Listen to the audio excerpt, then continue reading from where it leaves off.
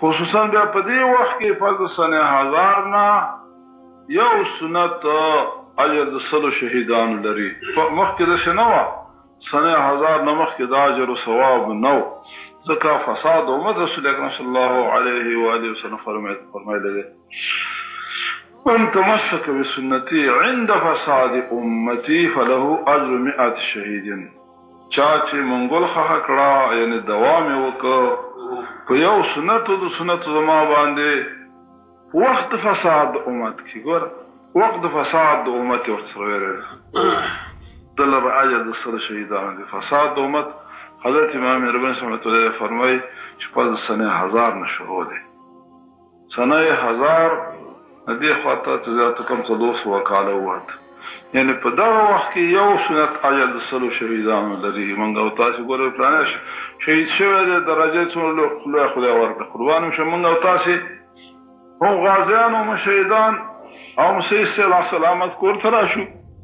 یعنی یو سنت اجر د 100 شهیدانو مونږ او تاسو الله پاک راکړي نو دا مونږ او تاسو نه دا کوو چې دا کوو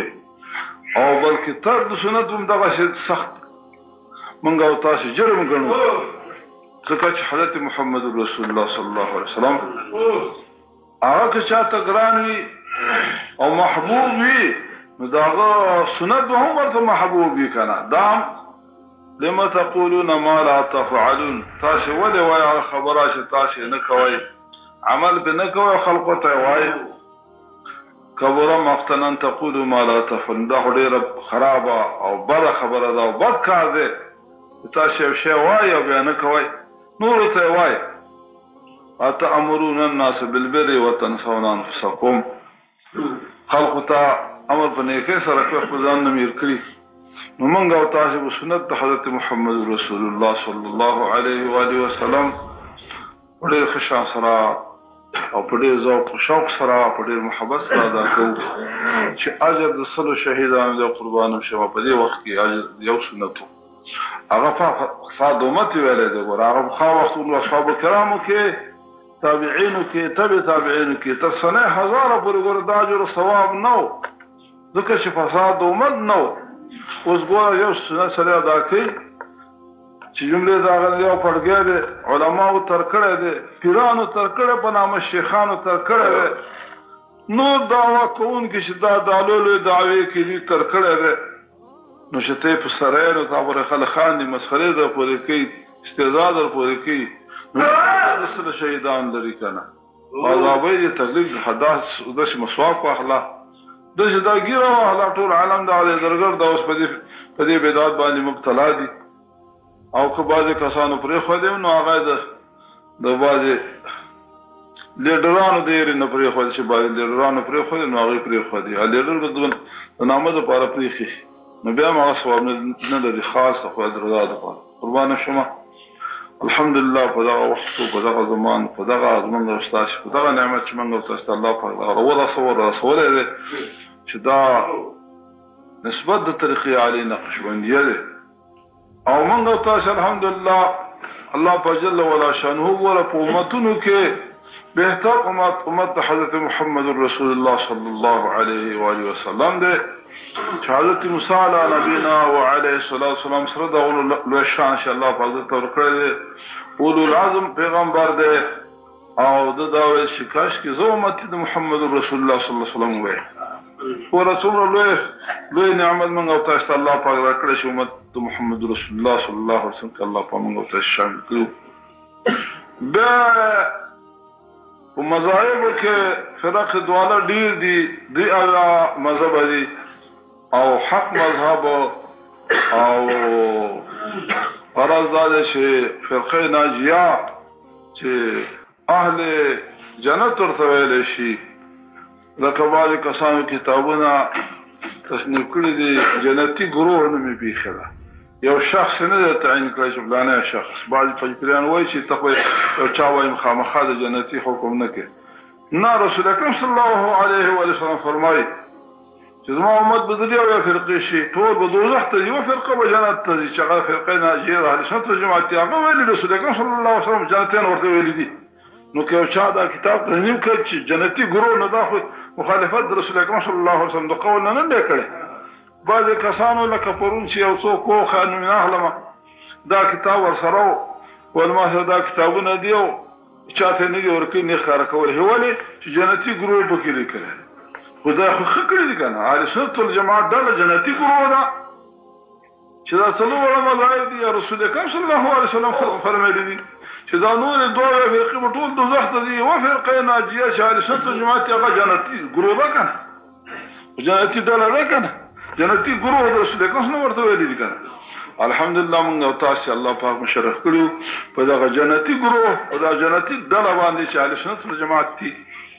او به چې دا څلور مذاهب پکې داخل دي یعنی حنفیه شافعیه مالکیه حنبلیه دا څلور مذاهب چې د اهل سنت والجماعت دي او به په دې څلور مذاهبو کې مذهب د حضرت امام اعظم ابو حنیفه رحمت الله علیه دومره فضیلت او دومره لوی درجه لري چې حضرت امام رباني رحمت الله علیه فرمایي چې به شایبه د تعصب نه دا خبره زکوما چې نورانیت د مذهب د امام اعظم رحمت الله علیه نسبت د نورانیت د نور درو مذاهب پر داسې دی لکه نسبت د دریای محیط یعنی سمندر دریاب او دریا او یو والا او یو حوض د دې نورانیت خو پکې شته خو نسبت د نورانیت د مذهب د امام اعظم رحمت الله علیه پورې دغه نورانیت د نور مذاهب د شیدل لکه والا یا حوض چرته د محیط او چرته به والا لخته او حوض څومره فرق لري الحمدلله من او تاسو الله پاک جل وعلا شانه په دغه مذهب د امام اعظم رحمت الله علیه باندې شرف کړو او هغه مقلدین دا څو بل نعمت ته او به هغه نه پستا په طرقو کې طریقې عالیه نقشبندیه چې نسبت د حضرت ابو بکر صدیق رضی الله تعالی عنہ ترسیږي بعض الانبیاء افضل د بشر حضرت ابو بکر صدیق رضی الله عنه ده څومره چې ده افضل ده غوړه ده دغه د نسبت د نورو نسبتونو سره وړو کې دا د فوق او شت الحمدلله ول خدا د سالکانو په هغه طریقه سره وي دا ډېر لوی نعمت او ځکه چې په څلورو طرق کې اولياء او یاتر شوي او د دې ډول طریقو درې وړو هغه کې ریاضتونه دي چيلي دي تنهایی دي ګوشنشینی دي او ډېر سختۍ پکې دي نو په دغه نه د سره وخت کولو کې سره خدای ته ورسیږي او حیات قلبي حاصل شي او الحمدلله دې مبارکان فرمای ما انتها را در ابتداء درج می کنیم من انتها د نور طرقو چې په تاریخ ته 15 کالو کې هغه کوم مقام حاصل کړی من هغه په ابتدا کې درج کوو یعنی صورت داغه درج کوو حقیقت ته خو خیر هغه بل نور خبرې دي صورت داغه چې هغه شری چې هغه جذب و محبت و حیات قلبی ده بایزید بستامی رحمت الله علیه په یو روح کې دیش کاله تیر کړو دیش کاله د ګمان کو چې دا تجلی ذات ته چاغه رڼا د روح په فوق عرش عظیم شان ناصر د روح کوم راج د لیدله اتجلیت لیدو نو د ګمان کو دا تجلی ذات ته هغه مقام نشي ورته شو پوه شو دا خو د روح مقامو دیش کاله به یو روح کې تیر کړو دیش کاله موږ تاسو الحمدلله په دې یو صحبت کې په دغه وخت کې الحمدلله قلب روح سر خفي اخفاء نفسي طول ته یو دم ذاکر شي څومره نعمت الله په جل وشانه موږ ته سره کړې او ساتنه د نعمت په شکر سره کیږي او زیادت په شکر سره کیږي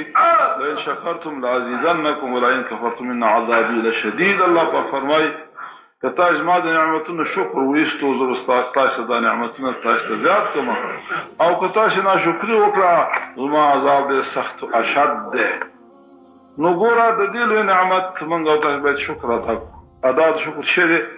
چې موږ تاسو په استقامت د شریعت او د سنت او التزام خپل شیخ سره محبت هغه نعمت چې تاسو د کوم شان درسیدل ده داغه حق پتا وای خپل مور او پلار نه زیات ده داغه سره باندې محبت او دومره ادب ساتي